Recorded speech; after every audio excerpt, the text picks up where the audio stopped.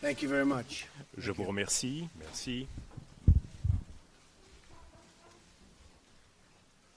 Melania and I are Mélania truly et honored moi-même sommes to très welcome honorés de pouvoir French accueillir le President président de la Macron, République Mrs. française, Macron, to the M. White Emmanuel House. Macron et Thank you very Mme much. Macron à la Maison-Blanche. Je vous remercie. Nous sommes très We're honorés. thrilled that the first Nous sommes official ravis state du fait visit que la of première my visite d'État presidency officielle de ma is présidence not only with soit a non great seulement friend, celle d'un excellent ami, with a mais aussi leader celle du dirigeant of America's du plus oldest ancien allié ally, de l'Amérique, the Republic of la République France. française. Today in our nation's Aujourd'hui, dans capital, notre capitale nationale, the stars la and bannière stripes étoilée proudly est fly fièrement alongside hissée à the côté du tricolor drapeau flag, a tricolore, symbol of the un symbole world, indiquant au monde to the world, of unity, que l'unité, la fraternity, and fraternité et friendship l'amitié that marqueront forever toujours links les our liens nations qui together. unissent à jamais nos nations. 40 years after the end of our war 40 ans of après la independence, fin de la guerre great d'indépendance, General Lafayette le général Lafayette traveled to George Washington's home a visité la demeure de Mount George Vernon Washington to visit à the Mount grave Vernon pour of the visiter la father of our tombe country.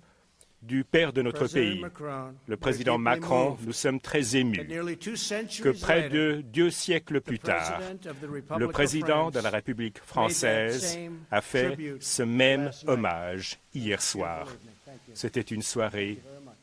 inoubliable. Je vous This remercie. past summer, L'été Melania and I dernier, had an incredible visit Mélania et with moi you and Brigitte avons fait une visite extraordinaire Paris to avec vous celebrate Bastille à Day. Paris pour célébrer We were le awed 14 by the juillet. beauty of your Nous country avons and the été grateful émerveillés par la beauté de votre pays hospitality et of remercions your le incredible peuple people. français They are pour son incredible hospitalité. Le peuple français Together, est we extraordinaire. commemorated the Ensemble, 100th nous avons commémoré le 100e anniversary anniversaire de of l'entrée en America's guerre entry des into the First États-Unis World durant la Première We Guerre remembered the mondiale. French Nous avons and évoqué American la patriots mémoire des who patriotes shed their français blood et together in américains defense dont le sang a civilization. coulé ensemble pour Their défendre noble la civilisation. sacrifice will echo Leur noble sacrifice through time forever résonnera pour toute l'éternité an immortal comme un tribute hommage to our immortel people à nos and to peuples our freedom. et à notre liberté. During Pendant the l'horreur horror of de la the Première First Guerre World War, mondiale, more than 1 plus million d'1 people million were de killed or personnes ont injured été tuées from ou chemical blessées par des warfare. armes chimiques.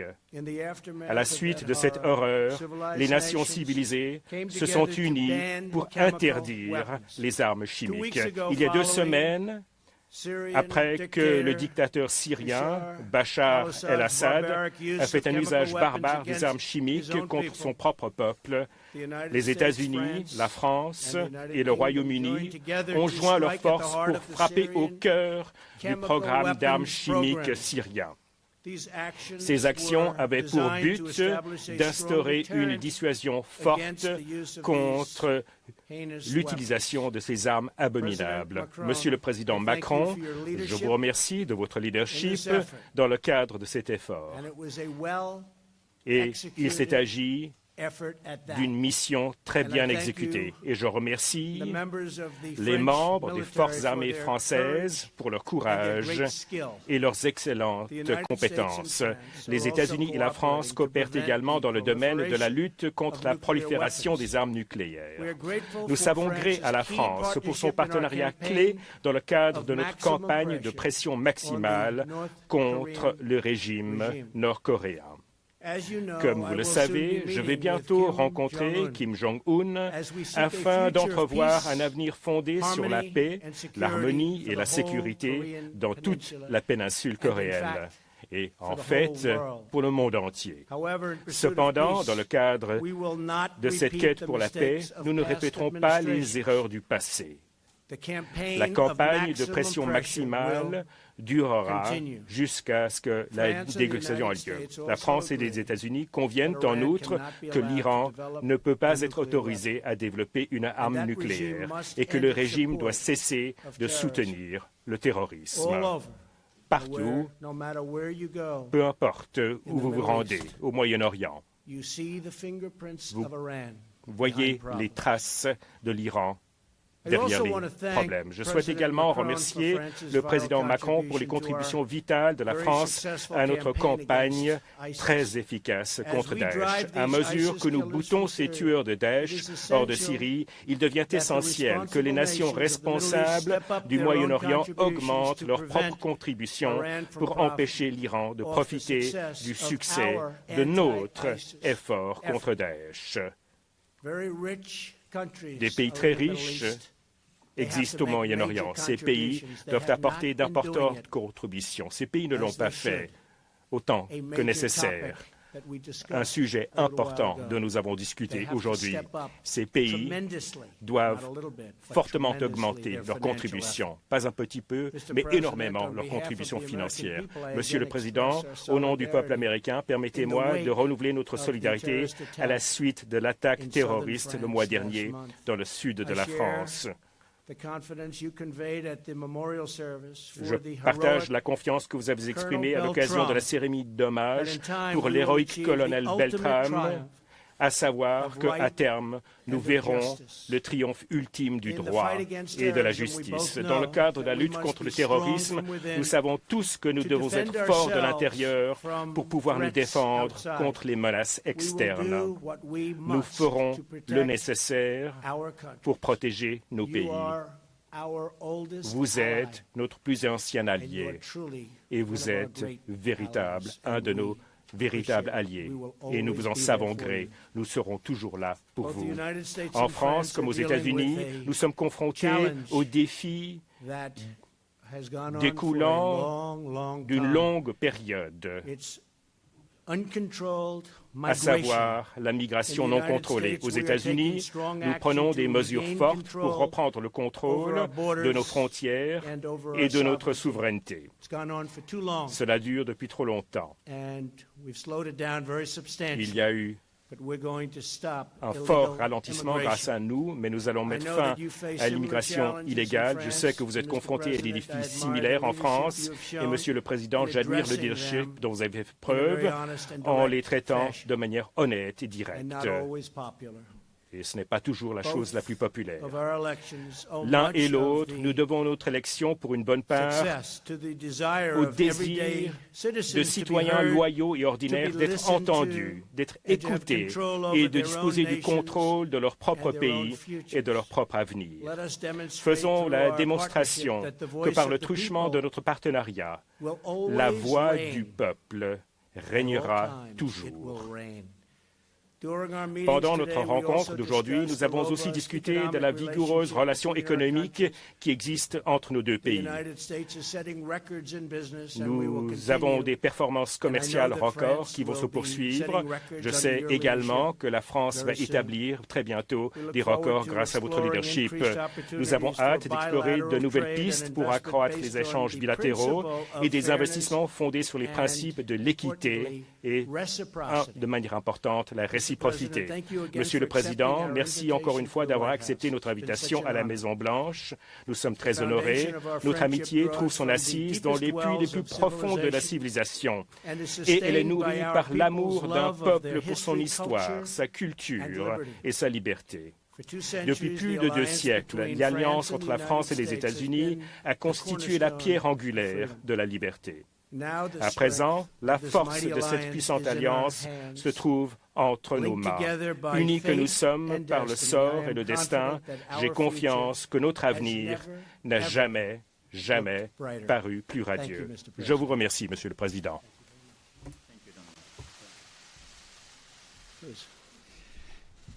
Merci, Monsieur le Président, cher Donald. Merci à vous et à votre épouse Mélania pour votre accueil. Et je veux vous dire combien nous sommes heureux avec mon épouse Brigitte et l'ensemble de la délégation française d'être, durant ces 3 jours, vos invités après cette formidable visite et l'honneur que vous nous aviez fait d'être présents pour le 14 juillet dernier à Paris. Vous avez rappelé, Monsieur le Président, et dans nos 2 adresses tout à l'heure, nous l'avons l'un et l'autre fait, l'importance et la profondeur des liens qui nous unissent.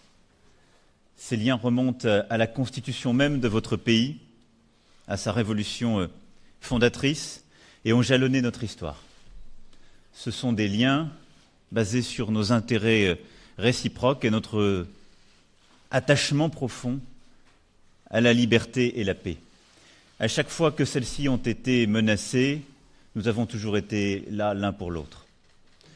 Et nous l'avons célébré ensemble hier soir, tous les 4, en nous rendant en effet à Mount Vernon, où nul autre, mieux que George Washington, pouvait illustrer la force de ces liens et de l'engagement de nos deux pays. Vous avez parfaitement rappelé, Monsieur le Président, à l'instant, tous les enjeux. Je veux peut-être ici revenir sur quelques-uns des sujets essentiels pour la relation bilatérale et au-delà. Le premier, c'est l'Iran. Vous avez rappelé tout à l'heure très clairement devant la presse, et vous venez de le faire, quelles étaient vos positions de campagne et quelles étaient vos positions en tant que dirigeant des États-Unis d'Amérique sur ce sujet. Il n'y a pas de mystère pour dire que nous n'avons pas les mêmes positions de départ sur ce point, et ni vous ni moi n'avons pour tempérament ou habitude de changer de position avec le gré du vent. Néanmoins, nous avons eu, je crois pouvoir le dire, une discussion très approfondie en tête-à-tête sur ce sujet. Vous considérez que le deal iranien, le JCPOA, donc l'accord qui a été négocié en 2015 avec l'Iran, est un mauvais accord. Depuis plusieurs mois, je dis que ce n'est pas un accord suffisant, mais qu'il nous permet en tout cas d'avoir jusqu'en 2025 un contrôle sur les activités nucléaires. Nous souhaitons donc pouvoir désormais travailler sur un nouvel accord avec l'Iran. Ce dont nous avons besoin, et je crois que là-dessus, notre discussion a permis d'éclairer pleinement ce choix et cette convergence de vues, c'est de couvrir 4 sujets essentiels. Le premier, c'est de bloquer toute activité nucléaire de l'Iran jusqu'en 2025. C'est ce que seul permettait de faire le JCPOA. Le deuxième, c'est de nous assurer qu'à plus long terme, il n'y ait pas d'activité nucléaire iranienne. Le troisième sujet essentiel, c'est de pouvoir stopper les activités balistiques de l'Iran dans la région. Et le quatrième point essentiel, c'est de créer les conditions d'une stabilité politique dans la région et donc de mieux contenir la domination iranienne et ses positions en Irak, en Iran, au Yémen, comme l'influence qu'elle a sur le Liban.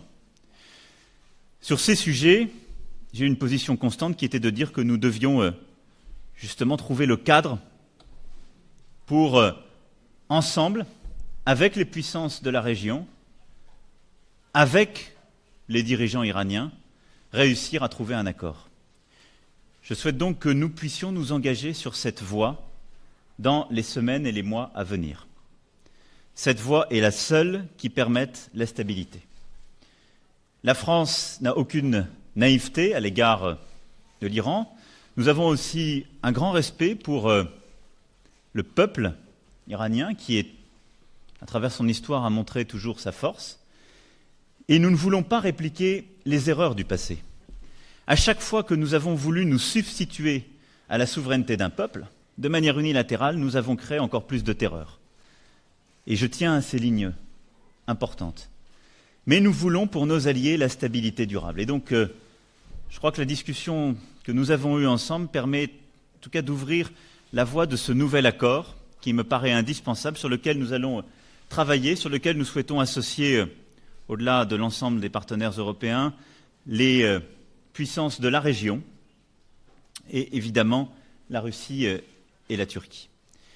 C'est dans ce cadre d'ailleurs que nous pourrons, dans la durée, ensemble, construire une solution à la situation en Syrie. En Syrie, nous sommes engagés conjointement au sein d'une coalition internationale contre Daesh et les terroristes. Nous continuerons à œuvrer jusqu'au bout dans ce cadre et jusqu'à la victoire. Néanmoins, il nous faut dans la durée gagner la paix et donc éviter que la Syrie ne tombe sur quelque hégémonie ou partition que ce soit dans la région. Et pour ce faire, cette approche que nous venons d'acter ensemble permet d'inclure la situation syrienne dans le cadre de ce travail sur l'ensemble de la région que nous devons conduire. Et donc dans ce pilier d'encadrement régional de l'Iran. En Syrie, nous allons continuer à œuvrer ensemble au sein du Conseil de sécurité pour nous assurer que le droit international humanitaire, l'interdiction d'utilisation des armes chimiques sont pleinement respectés. Et nous prendrons, comme nous l'avons fait il y a quelques jours, toutes nos responsabilités.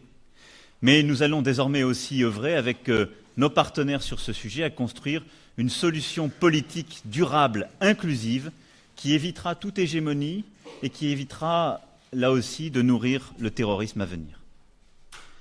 Nous avons, au-delà de ces sujets, évoqué ensemble le climat.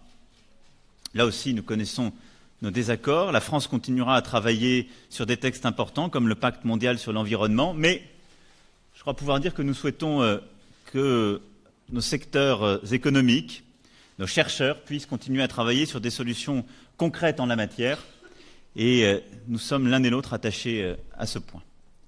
Enfin, sur le commerce, vous l'avez évoqué, je me retrouve dans la formule qui a été la vôtre, d'avoir un commerce juste et équitable. Nous avons aujourd'hui, quand on regarde le commerce international, des défis conjoints. Il y a des surcapacités dans certains secteurs qui sont bien connus.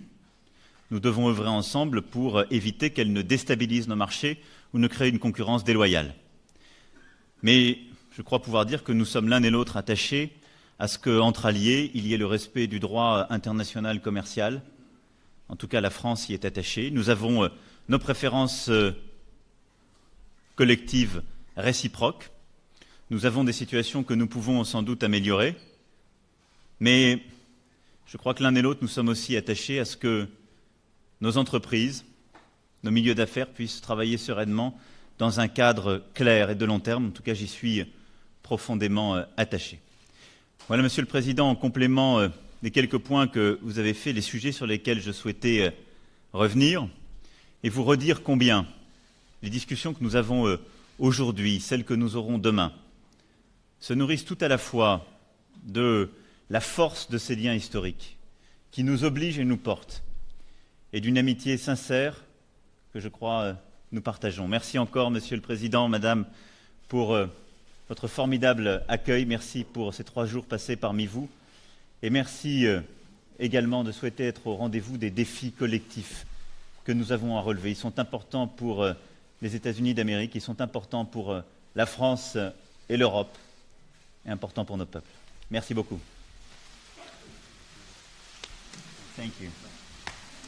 Thank you. I like him a lot. First of all, I want to thank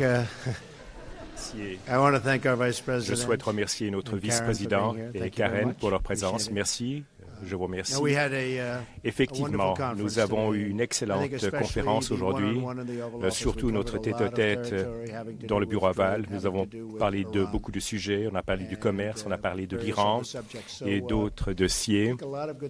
Je crois que beaucoup de bonnes choses vont découler de cette réunion. Et je vous remercie de votre présence. Je vais répondre à quelques questions. Jeff Mason, Reuters. Merci, Monsieur le Président. Après vos discussions d'aujourd'hui avec le président Macron, quelle est votre réflexion en ce qui concerne une chronologie pour faire sortir les troupes américaines de Syrie? Vous avez dit en outre que vous pensiez que le dirigeant nord-coréen s'est comporté de manière ouverte et honorable. C'est une personne que beaucoup de personnes accusent d'affamer son peuple, de tuer des membres de sa famille. Qu'entendez-vous par là? Eh bien, je vais commencer par la deuxième partie de votre question. J'espère que nous pourrons traiter de manière ouverte et honorable avec la Corée du Nord. J'ai entamé un processus. Lorsque j'ai commencé, tout le monde pensait que je m'y prenais mal, mais depuis 25 ans, tout le monde suivait la même démarche et rien ne s'est produit. Mais maintenant, je peux vous dire que beaucoup de choses se passent. Et je crois que cela sera très positif. Et je pense que ce serait très positif pour la Corée du Nord et pour la Corée du Sud et pour le Japon et pour le reste du monde. Mais moi, je commence à un niveau auquel je n'aurais pas dû commencer. Ces questions auraient dû être réglées il y a très longtemps. On en parlait. Nous ne devrions pas connaître cette situation actuellement aux États-Unis pour le monde. Ces questions auraient dû être réglées par d'autres présidents et par d'autres dirigeants d'autres pays il y a fort longtemps. Cela dit, je pense les choses se passent très bien, les rencontres sont organisées et je souhaite voir une dénucléarisation de l'accord du Nord. Beaucoup de concessions ont déjà été faites. Nous n'avons fait aucune concession Or, malgré le fait que des médias disent que nous avons fait des concessions, en fait non, je n'ai pas du tout parlé de concessions.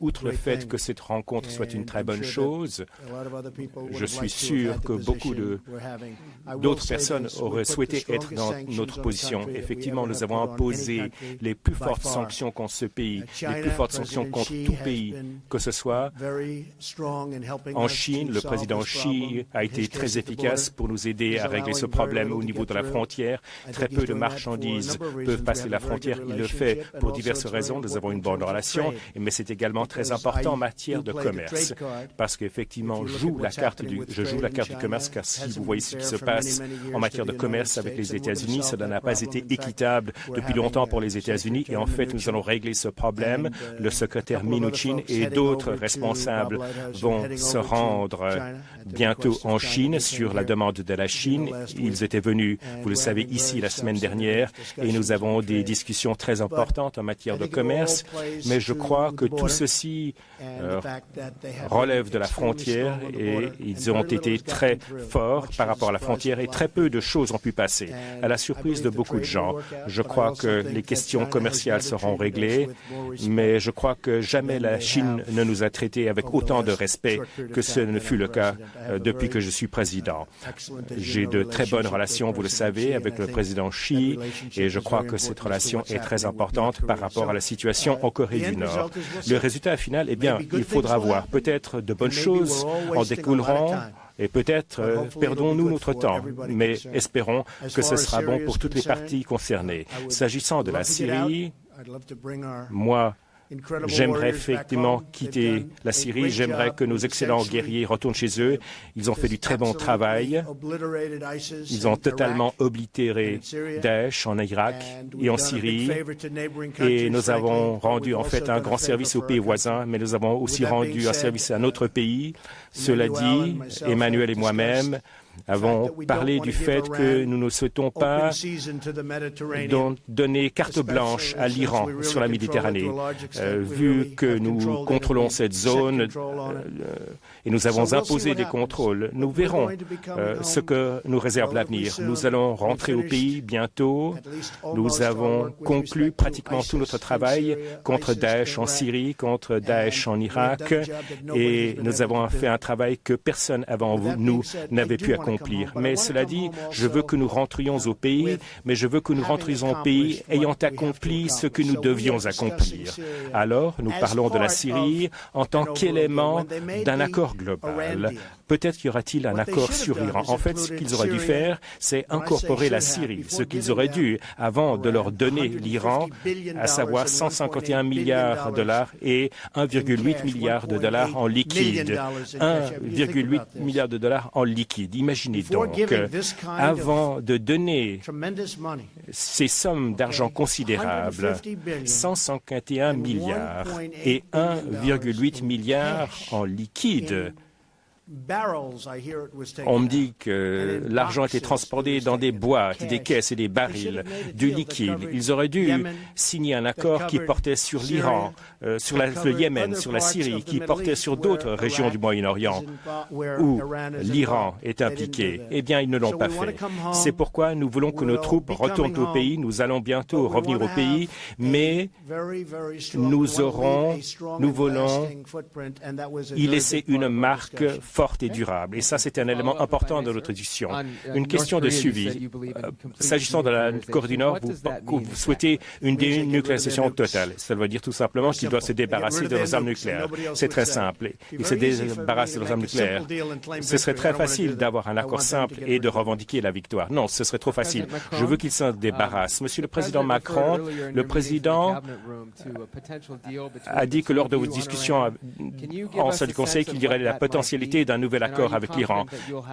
Comment envisagez-vous cet accord? Avez-vous des assurances de la part du président Trump comme quoi les États-Unis et l'Union européenne seront exclus des tarifs sur l'aluminium?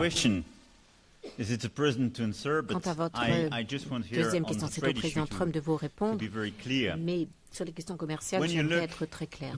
Lorsque vous regardez la question commerciale entre nos deux pays, il y a un équilibre, il n'y a pas de relation déséquilibrée.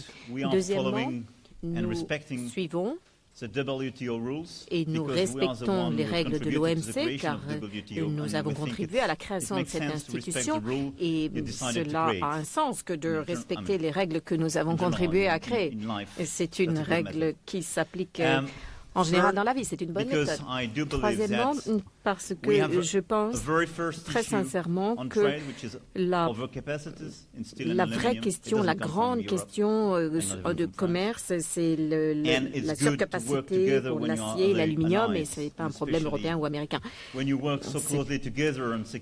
pas de là que vient le problème. Et ensuite, nous travaillons très étroitement sur l'Iran et la Syrie. Donc, je suis confiant quant à l'avenir de la relation commerciale, à condition que tout ça fasse partie d'un cadre plus général, où on met tout sur la table. Donc, quant à la situation de l'Iran, comme je l'ai dit dans mon propos introductif, les piliers de la nouvelle approche que nous souhaitons adopter, je vous les ai décrits. Il y a le nucléaire à court terme, le nucléaire à long terme, les activités balistiques et la présence régionale de l'Iran. Nous voulons régler le problème de ces 4 piliers. La Syrie fait partie du 4e. Et ce sur quoi il nous faut travailler, manifestement, bien évidemment, avec l'Iran et les différents représentants du régime, et puis travailler avec le P5, avec nos alliés, c'est de trouver un accord équitable qui permette de régler l'ensemble de la situation. C'est la seule façon de préserver la souveraineté dans la région et de construire, de bâtir la paix à long terme. Sinon, il nous faudra revenir dans la région parce qu'il y aura de nouveaux groupes terroristes. C'est certain. Et je suis très heureux de l'échange que nous avons eu, car nous avons parlé de questions nouvelles, de nouvelles solutions, et en particulier du fait que la crise syrienne doit être traitée dans cette situation, dans le cadre d'ensemble. Et la raison, nous sommes dans la situation que nous connaissons aujourd'hui en Syrie, avec la coalition internationale contre Daesh, mais demain, il nous faudra trouver le moyen de résoudre le problème politique et non pas militairement. Il faut donc une série d'accords dans le cadre de ce grand accord afin d'être sûr que demain, la Syrie puisse être un pays souverain, inclusif, avec un peuple libre en mesure de décider de son avenir. C'est très important et c'est notre devoir. Oui, je crois que nous aurons la possibilité de conclure un accord plus vaste, peut-être non. Nous l'apprendrons bientôt. Monsieur le Président. Une question de la presse française. Bonjour, Laurence Benamou, Agence France-Presse pour la presse française. À votre arrivée, Monsieur le Président, vous disiez qu'il n'y avait pas de plan B, qu'il fallait maintenir l'accord avec l'Iran. Maintenant, vous annoncez un nouvel accord qui doit être négocié avec l'Iran. Alors, question, pourquoi avez-vous changé d'avis? Vous êtes-vous rangé à la manière forte que préconise votre ami M. Trump, ou est-ce par pragmatisme, faute de ne pouvoir le convaincre? Et par ailleurs, les autres signataires de l'accord seront-ils, d'après vous, d'accord pour suivre cette décision? Merci. Il m'est arrivé de dire qu'il n'y avait pas de plan B, c'était plus souvent pour la planète que pour l'Iran. Et je confirme qu'il n'y a pas de planète B. Pour l'Iran, si vous avez suivi l'intégralité des prises de position que j'ai tenues, elles sont parfaitement cohérentes avec ce que je viens de dire. Je vous renvoie d'ailleurs avec ce que j'ai pu dire devant l'Assemblée générale des Nations unies en septembre dernier, qui était exactement de dire qu'il y avait le JCPOA, mais qu'il devait être complété par 3 piliers additionnels, le post-2025, le balistique et l'influence régionale. Je ne sais pas la décision que prendra le président Trump sur le JCPOA. Et c'est sa responsabilité. Le JCPOA, c'est le premier pilier de cet ensemble que je viens de décrire. Donc, je ne suis pas en train de dire qu'on passe d'un accord à l'autre. Je suis en train de dire c'est un des aspects du problème. Je n'ai jamais été aussi critique que le président Trump sur le JCPOA parce que je pense qu'on peut le compléter utilement. Mais quelle que soit la décision à venir du président Trump, et s'il venait à décider d'en sortir, je souhaite que dès à présent, nous puissions travailler sur un nouvel accord dont les 4 piliers seraient justement ce qui est aujourd'hui traité par le JCPOA, c'est-à-dire l'activité nucléaire actuelle, l'activité nucléaire post-2025, la situation régionale et l'activité balistique. Il n'y a donc pas de changement de point de vue du tout, mais une grande constance. Mais nous avons pu, ces dernières semaines et tout particulièrement aujourd'hui, aller au bout d'une discussion indispensable sur la situation de la région. Et je crois que nous avons convergé en particulier sur une lecture commune de ce qui se passe en Syrie, au Yémen, en Irak tout particulièrement, et du fait que le sujet nucléaire n'est pas le seul, qu'il y a bien un problème avec l'activité balistique iranienne et la présence de l'Iran dans plusieurs régimes de la région, et que notre volonté était bien de créer les conditions d'une stabilité dans la région. À partir du moment où on a construit cette convergence de vues, l'idée d'aller vers un nouvel accord qui permette d'inclure justement le règlement en particulier du sujet syrien me semble être une avancée forte de l'échange que nous avons eu aujourd'hui. Et je souhaite donc que nous puissions travailler avec l'ensemble de nos partenaires. Nous avons constitué, et nos ministres des Affaires étrangères les ont réunis d'ores et déjà, et les réuniront à nouveau dans quelques jours, ce qu'on a appelé le Small Group, dont l'objectif est justement sur la Syrie de réunir des puissances alliées dont nous sommes partis évidemment, mais avec des puissances de la région. Je crois que nous devons travailler à l'échelle de ce Small Group. Nous devons évidemment avoir une discussion aussi privilégiée avec la Turquie et la Russie sur les sujets régionaux et sur le sujet syrien. Et donc nous allons maintenant élaborer cette méthode pour aller vers un nouvel accord. Là où je pense qu'il y a une vraie avancée qui permet de concilier nos vues et leurs différences, c'est que nous ne restons pas dans un espace vide. Je me suis toujours exprimé clairement contre une sortie sèche du JCPOA. L'idée de dire on déchire le JCPOA pour aller vers rien d'autre ne me paraît pas être une bonne solution.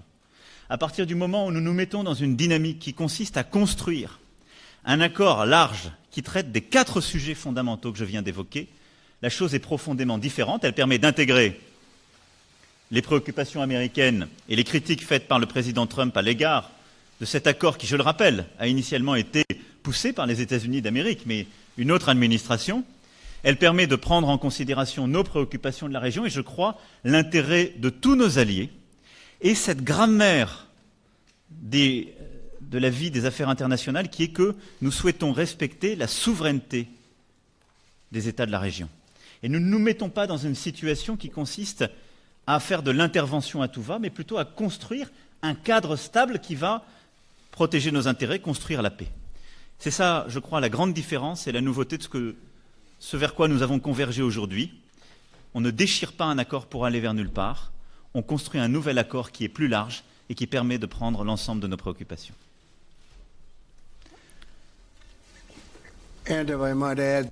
Et permettez-moi d'ajouter, s'agissant des États dont j'ai parlé, ce sont des pays qui sont dans la région. Certains de ces pays sont extrêmement riches et ces pays ne seraient pas là, hormis la présence des États-Unis et la France, dans une certaine mesure. Ces pays ne seraient pas là sans les États-Unis. Ils ne survivraient pas une semaine. Nous les protégeons.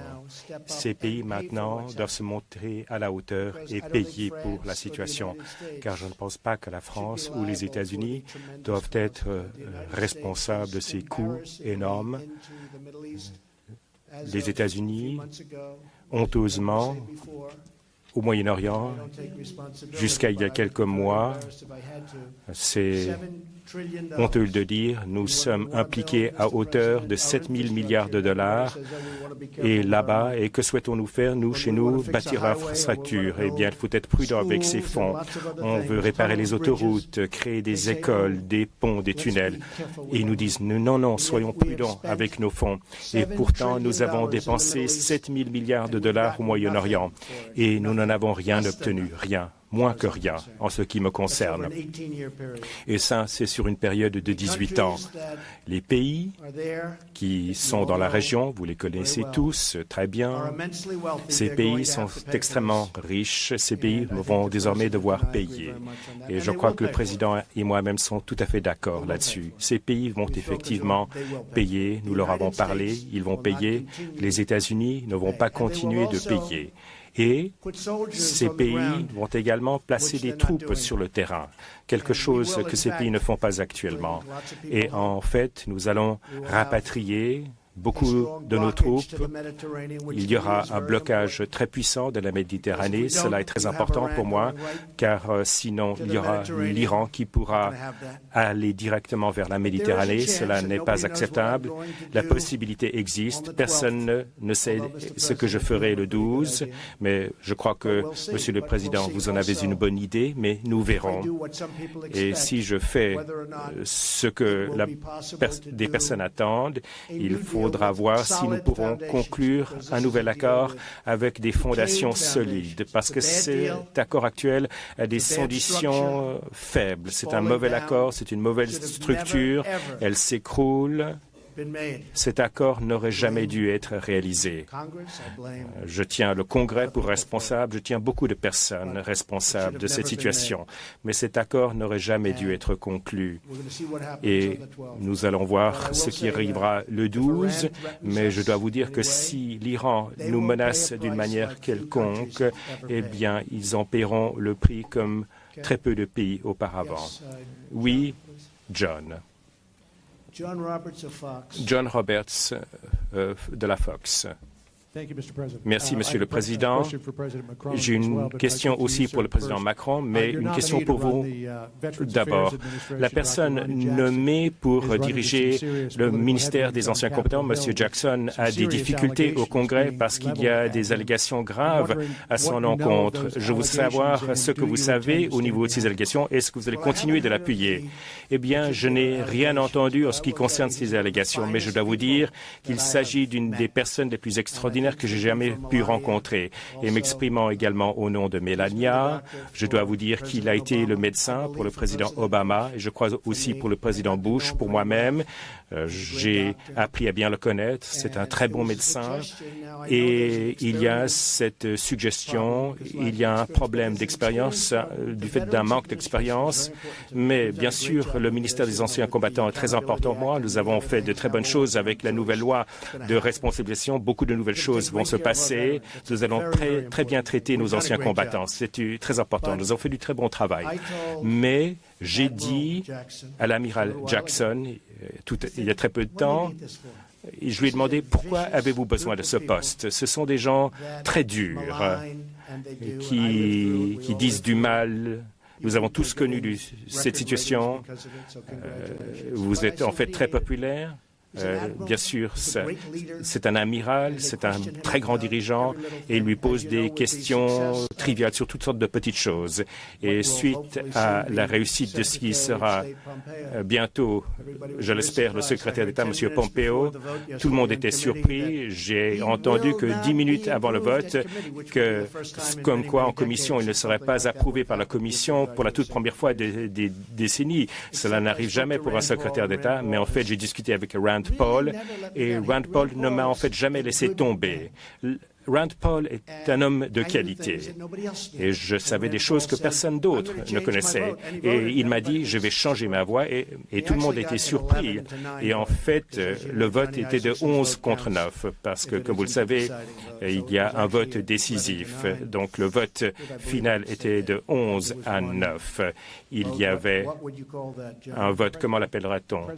Un vote d'une personne de présence, une personne présente. Le résultat était de 11 contre 9, c'était formidable, mais ils n'ont pas pu le bloquer. À présent, ils disent à qui le tour? À qui le tour maintenant? Et cette personne, l'amiral Jackson, le docteur Jackson, un homme formidable, je lui dis, pourquoi avez-vous besoin de ce poste? Et en matière d'expérience, le ministère des Anciens Combattants, qui représente environ 13 millions de personnes, c'est immense. Vous pourriez gérer le plus grand système hospitalier du monde, et ça, ce serait peu de choses à côté de ce ministère. Donc, personne ne dispose de l'expérience, mais lui, c'est un leader et un homme de qualité. Mais moi, je lui dis, écoutez, docteur, vous êtes un homme de grande qualité. Votre fils est à l'école navale. Vous êtes un homme de très haute qualité. Pourquoi avez-vous besoin de ce poste? La décision lui revient entièrement. Mais il va prendre une décision, mais ils ont échoué avec Mike Pompeo. Et ça, c'était un coup dur parce qu'ils pensaient pouvoir le bloquer, l'embarrasser. Les démocrates sont devenus des obstructionnistes. C'est la seule chose pour laquelle ils sont compétents. Ils n'ont aucune autre qualité. Ils ont de mauvaises idées politiques. La seule chose qu'ils savent faire, c'est de l'obstruction. C'est pourquoi j'attends, vous ne me croirez pas, je m'attends à de très bonnes personnes. L'ambassadeur pour l'Allemagne n'a pas encore été approuvé. Son poste est en suspens depuis 11-12 mois. Angela Merkel viendra aux États-Unis vendredi et nous n'avons toujours pas d'ambassadeur approuvé. À ce rythme, et les journaux ont pu le confirmer hier, et les journaux ont dit effectivement que j'avais raison. Mais cela fera 9 ans pour que ces gens soient approuvés, si cela se passe. Et les démocrates consomment 30 heures, ils consomment un temps maximum. Donc il faut un travail de blocage et c'est très néfaste pour le pays. J'ai dit au Dr. Jackson, pourquoi avez-vous besoin de ce poste? Nous verrons ce que se passera. Je ne voudrais pas qu'un homme subisse, un homme qui n'est pas de la politique, je ne voudrais pas qu'un homme subisse un processus tel que celui-ci. C'est trop moche, c'est trop dégoûtant. Nous verrons ce que cela donnera. Il prendra sa décision. Dites-vous, Monsieur le Président, que vous le soutiendrez. Oui, sans aucun doute, je le soutiendrai. C'est un homme de qualité, je le soutiendrai toujours. Ce sera son choix. Mais voilà un homme qui était un homme tout à fait extraordinaire. Il a une famille extraordinaire, il a une grande réussite, un grand médecin, un homme formidable, et il doit subir cet abus à sa place.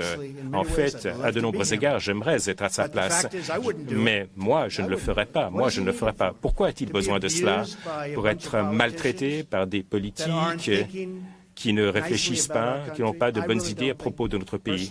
Personnellement, mais la décision lui revient entièrement et je soutiens entièrement le président. Monsieur le Président, une question pour vous aussi. Vous avez dit que vous et le président Trump êtes parvenus à un certain accord en ce qui concerne le marché à suivre en Syrie. En fait, les troupes américaines sont au cœur de toute solution. D'après vous, combien de temps les troupes américaines doivent-elles encore rester en Syrie après la défaite de Daesh ou doivent-elles rester pendant une période de stabilisation pour que l'on puisse créer une alternative au gouvernement Assad? Tout d'abord, permettez-moi de vous dire à quel point nous sommes fiers et honorés de faire partie de la coalition internationale aux côtés des troupes américaines pour lutter contre Daesh. Nous avons décidé d'augmenter notre contribution et nous sommes totalement impliqués dans la lutte contre Daesh. Bien entendu, le premier but de l'intervention de la coalition internationale sur le terrain est de terminer ce travail contre Daesh et contre nos ennemis. Et il s'agit de Daesh, mais également d'autres groupes terroristes. Au-delà de cette présence militaire, au-delà de nos troupes sur le terrain, nous allons devoir, comme je l'ai dit, construire, bâtir la paix.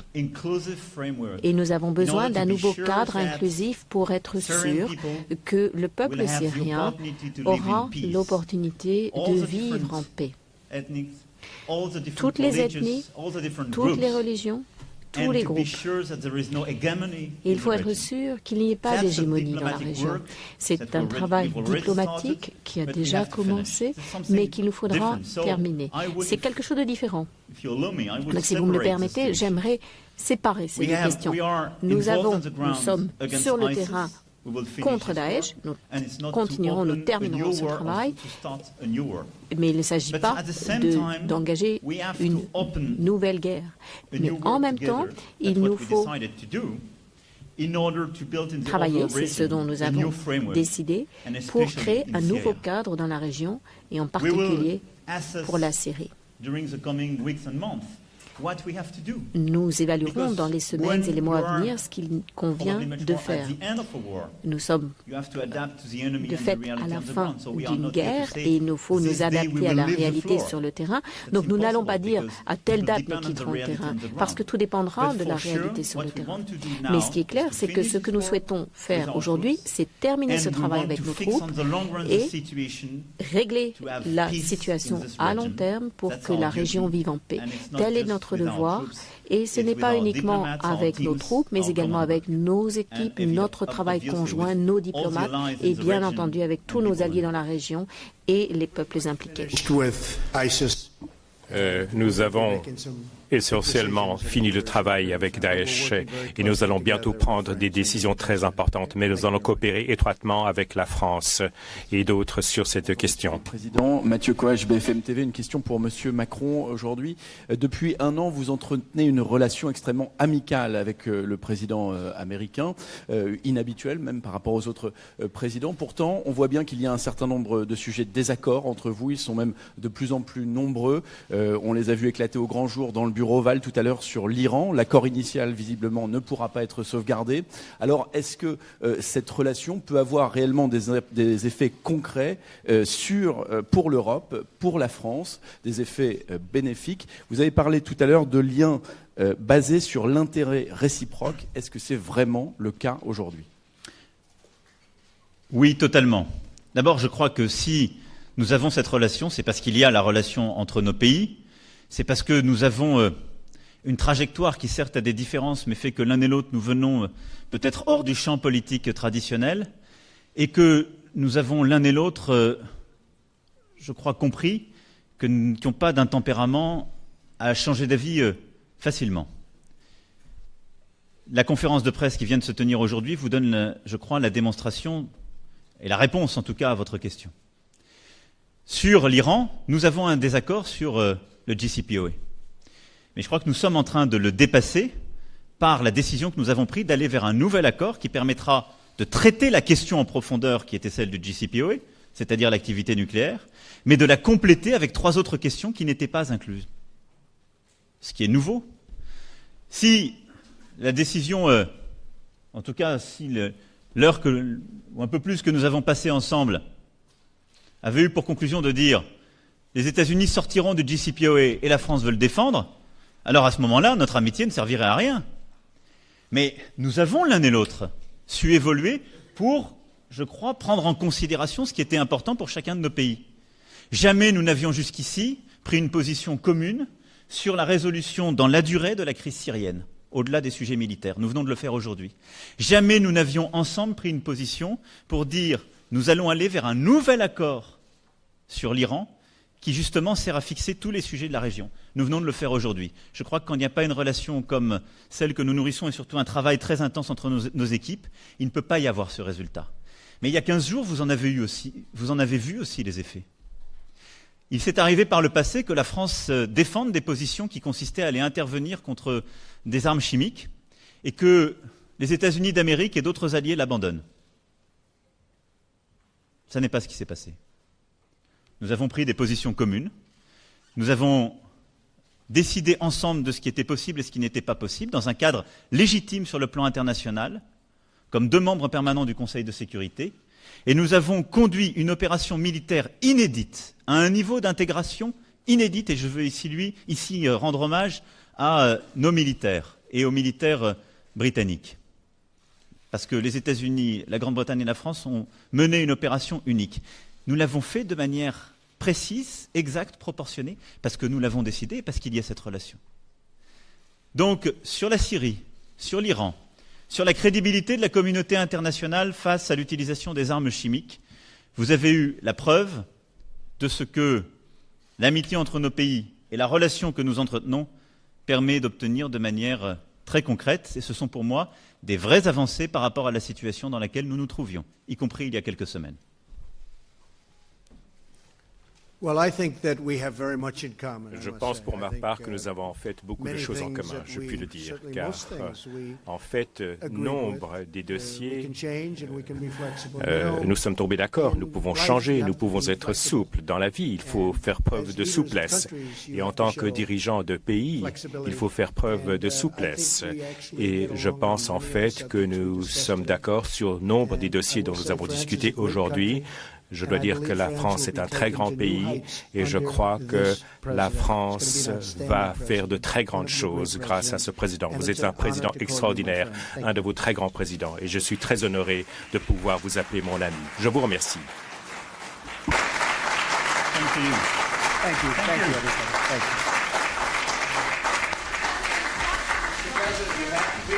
Thank you.